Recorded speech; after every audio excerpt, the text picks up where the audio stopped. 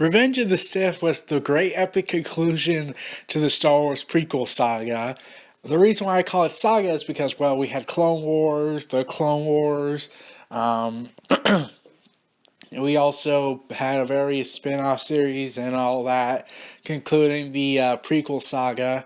And when I was a kid, when I saw this, I was saying, oh my god, this is dark. Like, I was like, what, 10 when I saw this movie, and it was rated PG-13, so I probably was not ready for it at the time. But, like, it was an awesome movie. Like, yeah, it had various dialogue problems, but, like, it was a way big improvement over episode 2 and episode 1. And I have to be honest, I felt there was more of a chemistry between Padme and Anakin in this movie, even though the dialogue was still eh. Especially with the whole, you're so beautiful. It's only because I'm so in love. No, it's because I'm so in love with you. So it's love has blinded you? And, like, I'm just wondering, so how did you manage to hide your pride knowing you had to say that kind of dialogue? Because it makes no sense. But like how the movie opened up, it was a big improvement over episode 1 and 2. Like, it was just so exciting, so addictive, and like all these epic explosions, ships battling across the sky of Coruscant.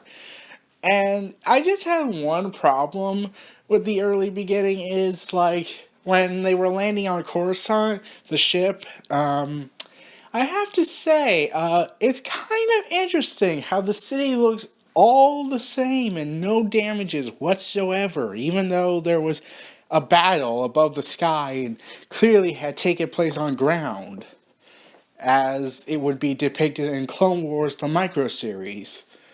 Huh. And how life just seemed to move on like this was just a minor problem and minor inconvenience, and they just moved on from it. And like, I just kept wondering, where's the aftermath of the city looking wrecked? Like, this place should look fucked up. But no, they never showed that.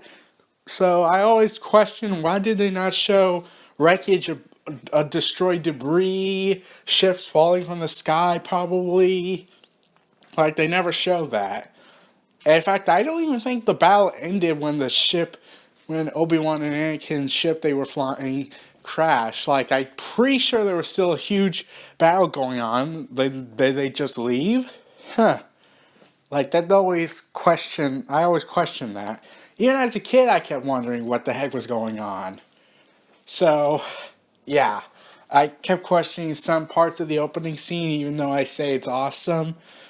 But, and Anakin and Obi-Wan, they act like a little bit more like friends in this movie, but I still have doubts that they were really best friends. But, I've already explained that in episode 2. So, and, like, when I didn't see the original trilogy at that point yet. Like, I saw episode 4, The New Hope, and I think I saw Empire Strikes Back, but I'm pretty sure I saw episode 4 only so far, since I didn't want to. Since at the time when I was a kid, I always went through chronological order. So when I saw Palpatine reveal himself, I said, wow, that's a genuine twist. Though I kind of had hints of it in episode 2, like wondering, hey, wait a second, how come Count Dooku's on Coruscant? Wouldn't the Jedi been able to sense that? Like, there's a dark side there? Okay.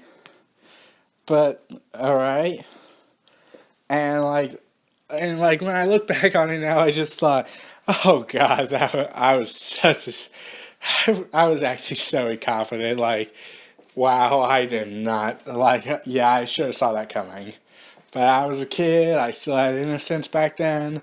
I was generally curious about who the Emperor was. So, yeah. And I still watch the movie now, but like the movie was just awesome. Everything about it was just awesome.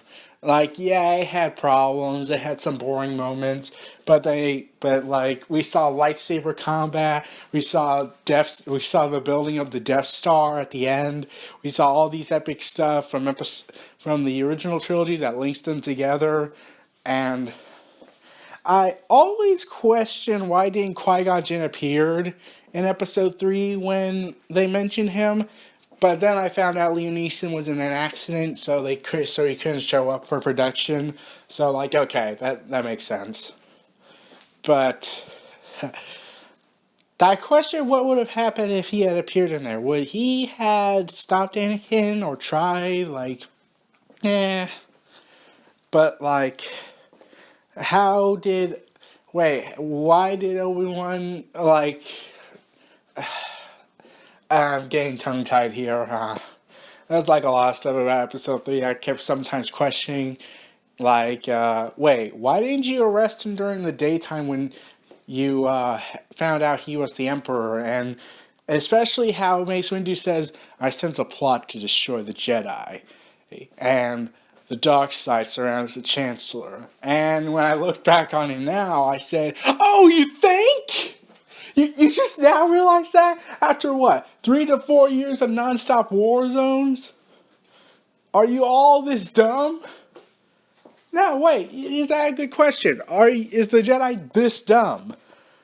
And I'm pretty sure Yoda knew who Palpatine was, since the Clone Wars series had him confront him in a vision, and part of me had a feeling like, yeah, he knows who Palpatine is, except he's being an idiot, so he doesn't know what the hell to do whatsoever. So, yeah, there's that. And also how Mace Windu says this line to Yoda saying, I don't trust him, referring to Anakin when his mission was to spy on the Chancellor.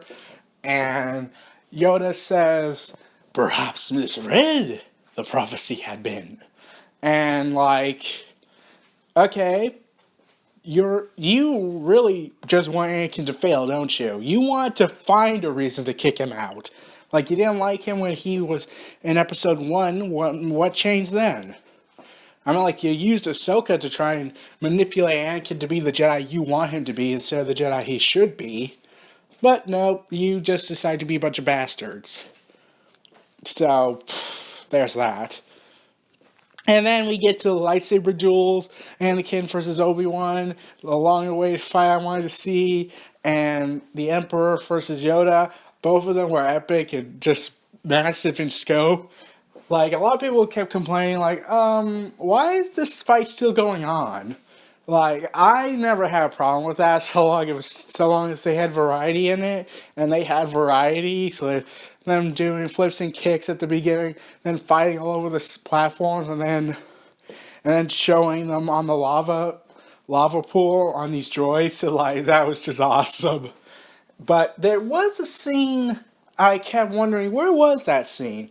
It's in the trailer where Obi-Wan and Anakin are on some rope, and they're clashing their lightsabers. I always wondered, whatever happened to that scene? Did that get cut?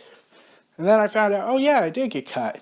And there was, like, actually a couple of things that were cut. Like, originally the big epic space battle at the beginning of the movie was supposed to last an hour long. Like, the movie was supposed to be 4 hours long, and I would not have complained. Like, if I meant seeing more epic space battle, yeah, I would actually go all for a 4 hour movie. Look at Lord of the Rings. That was clocking in at 4 hours. And lastly, there were like numerous cut content that was removed, like what happens to Quinn Lavos. Like, they mentioned him in Episode 3, and he was originally supposed to appear in this movie, but they cut him out. Barriss Offee was supposed to get killed off. Luminara Unduli was supposed to get killed off, and we all know what happens to them at the end. And I'm actually glad they didn't kill off Barriss Offee in the movie, since, well, we didn't get the genuine plot twist of her being the bomber in the Clone Wars series. Like, I did not see that coming whatsoever.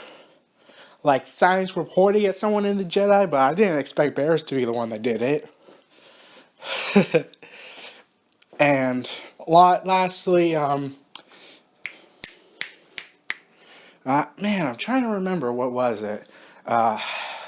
It shows Vader getting this suit on, and then they also cut back to Padme dying after she's giving birth. I always question, Padme lost the will to live. Couldn't you just say it was birth complications? Like, that would have made more sense. But George Lucas, I don't know what was going through his head. Like, she loses the will to live because Anakin turned to the dark side. But Padme still says that there's still good in him. So why would she die of that? But couldn't it have just been birth complications? Like, that's pretty common in day and age sometimes. So couldn't you have just done that? Even with all the medical technology? No? Okay. Whatever. And then they show Anakin getting the suit, and then I noticed that even as a kid, you see Anakin's eyes widening, like he doesn't want that suit on, like he wants to die. And then, like, Anakin's screaming in agony, and then you see him with his eyes widening during the shot when the helmet's lowering onto him. You see this noticeable fear in his eye, and then it starts to lower, like he's in resigned acceptance. So I always thought that's a layer of Darth Vader I was expecting to see. That's a layer I wanted to see, like, who is Vader really underneath the mask, and you really saw it in Episode 3. And then let's get to the no.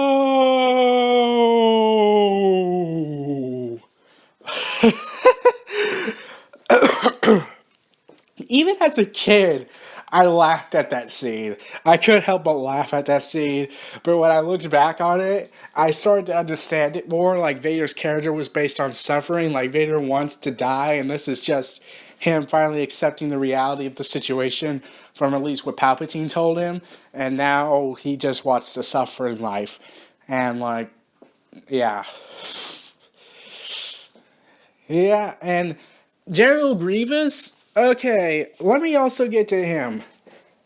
General Grievous is a punk. Like I get in the Micro series, he lost his ability to be the badass Jedi, but, like, I wanted to see him fight Obi-Wan in his badass state and see if Obi-Wan can overcome the odds. And yes, I just quoted a John Cena stuff, so I've been used to pander. But anyways... But, like, I was really hoping Obi-Wan could truly prove himself. But no, he has a handicap. So it doesn't feel as epic as I initially hoped it would be. And there's also this scene in Episode 3 that kind of bugged me a bit. When Obi-Wan decides to jump into the middle of a bunch of battle droids and to confront Grievous. I was like, wait, why are you jumping down there? Like, wouldn't it have made more sense to wait for your troops to arrive? No? Okay, should I reference back to Episode 2 where you said patience to Anakin Skywalker about patience and calmness and being prepared? This is not... You're going against your own teachings. You're being an arrogant little bastard. Like, tell me that doesn't symbolize him being arrogant. Like, jump down there, being all cocky, and just encounter Grievous like that. Like, okay, you don't know he's handicapped, so he's still the badass droid to you. So, yeah. Like, really? That's really what you're gonna do? Well, everyone, this was Neo Reality Entertainment. Those were my thoughts on the prequel trilogy. Feel free to like, comment, subscribe, and donate, and stay tuned for more.